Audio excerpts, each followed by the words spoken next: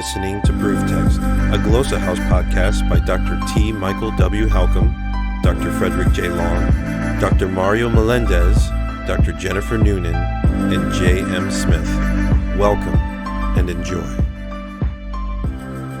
Hello, I'm Fred Long. I want to welcome you to Constituent Marking, and this is a podcast, videocast of Proof Text, on Proof Text. So we're continuing looking at 1 Corinthians 12:13. If you're new to this podcast series on constituent marking, this is a type of marking method that I've developed over the years to help navigate the sentence. And down below at the bottom, you can see the legend that will help you to understand the kind of marking that I'm supplying. Again, what I like about this method is that you don't need to change word order and you don't have to rearrange things at all.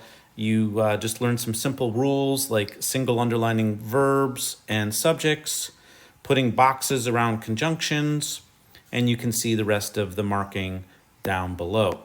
I'm going to try to walk through this verse as best I can. It's for those of you who are listening so you can kind of visualize what I'm doing. Kegar en eni pneumati emis pantes is en soma e baptis themen. We're going to start with that. So one of the first things I do is I put boxes around conjunctions, and I've already done that with ke and gar. Now the ke, I'm going to reconsider this because gar is a postpositive. It comes second in the sentence. And gar is marked plus strengthening, so it's providing some support for what comes before. And the ke in this situation is going to be an adverbial use. So I'm going to put a dotted box around ke. I'll put a green box on gar since it's a connector conjunction. And then I see any, so en, any, pneumati. That's what I see next. And this is a prepositional phrase. I look for where it ends. I see after the pneumati, emis pantes. Now these are nominatives. I know them by form. I recognize them. This is the first person personal pronoun, we, and then the pantes is all. These agree in gender, number, and case. We all. And so that's the subject. My default when I see nominatives is to single underline them, and that usually obtains that marking. Even if it might be in another construction where it's not technically the subject, it might be in an appositional statement. If it were appositional, we would simply just add an equal sign there, no problem. Now, we don't have apposition, but we do have, in this case, the subject. So now I'm looking for the verb, e baptis themen, e baptis themen. I see an augment on the front, and so I'm just going to cut that off. That's what's so nice about this method is you can just kind of cut off endings, prefixes, and that kind of stuff. Themen is the ending, first person plural. This is an aorist passive, indicative from baptizo. We were baptized. And then I see another prepositional phrase, is en soma, into one body. So this is, is takes the accusative case. So you have en soma, that's neuter. This could look, nominative, so I might have wanted to single underline it. But remember that neuter nominative and accusatives look the same. And students, when they're learning this method, they might want to double underline that. I see that a lot, but double underlining is preserved for direct objects. This is not a direct object.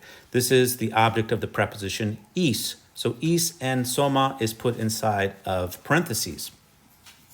So I would translate this for also in one spirit, or perhaps by one spirit, we all were baptized into one body. So these two prepositional phrases are rather interesting because they're stressing different kind of parts of this baptism process.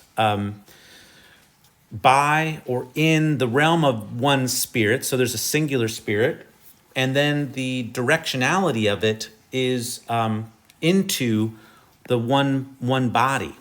So we all are baptized. We're baptized into one body. So, okay. Well, this is followed by a flourish of connectors that are repeated, and I'm going to put a box around these and put them in green. Ita, id, iu, de, u, ita, elenes, ita, dulu, ita, elevtheru. So ita. Now the e part of it is a conditional. It's from e. The te is marking similarity, sameness, and here the sameness is grammatical. Now in narratives, sometimes you have a te functioning alone, but it has the discourse function of connecting that extra scene or that extra sentence or description with the broader scene. So te marks similarness, often grammatical, but sometimes discursively.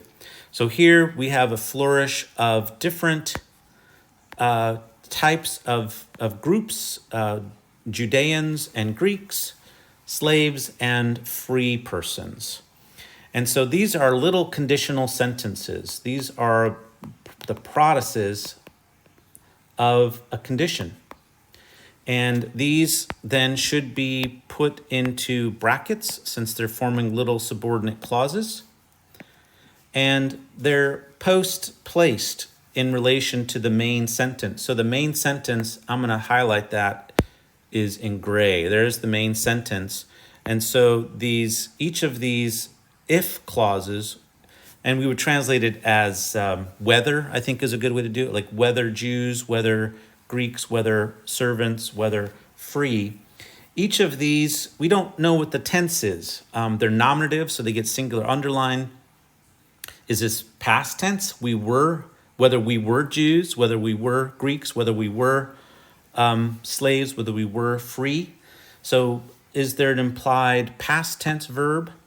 If so, if there's like an implied past tense, then we have E with the past indicative followed by a aorist indicative, which is a past indicative. And the reason I'm thinking about this is because I want to know what kind of condition this is. What kind of conditional sentence?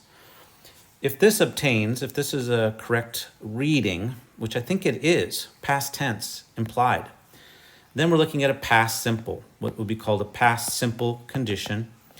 And what's kind of neat about conditional sentences, you can look at my Koine Greek Grammar, chapter 26, is that they can be understood in terms of time frame. And each future time frame, present time frame, and past time frame have three different types of conditions. And the past simple is really is a matter of fact condition.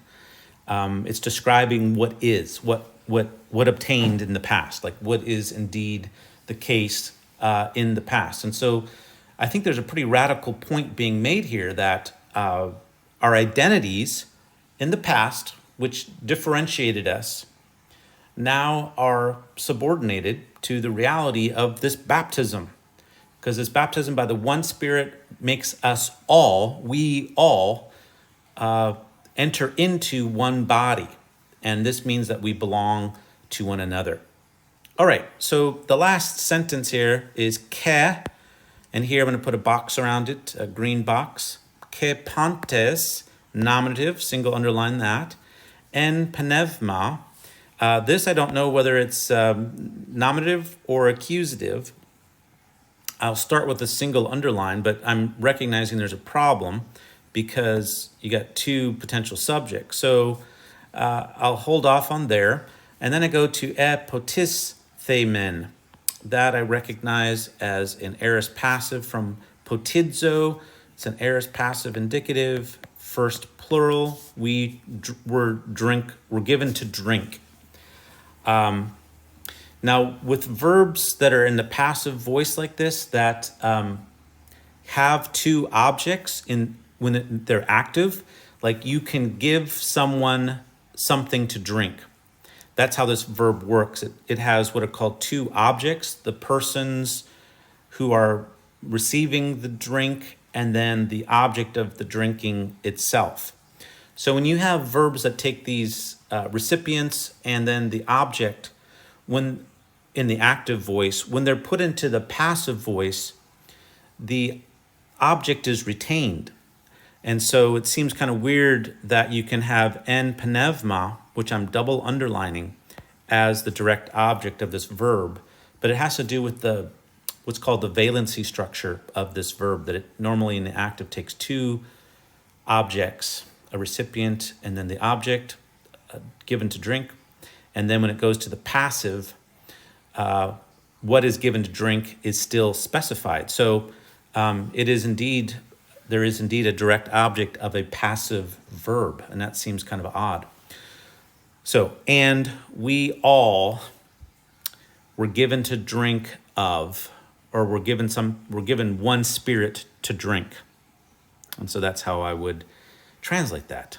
Well, I hope you're finding this helpful, this constituent marking, and I'm Fred Long, and I look forward to having you listen and watch next time. Take care. Interested in growing your ancient language skills but not sure where to start? Glossa House can help. From illustrated readers and short stories to lexicons and grammars, Glossa House offers a variety of resources for beginning, intermediate, and experienced ancient language learners. Head to glossahouse.com today. Glossa House, language resources for the global community.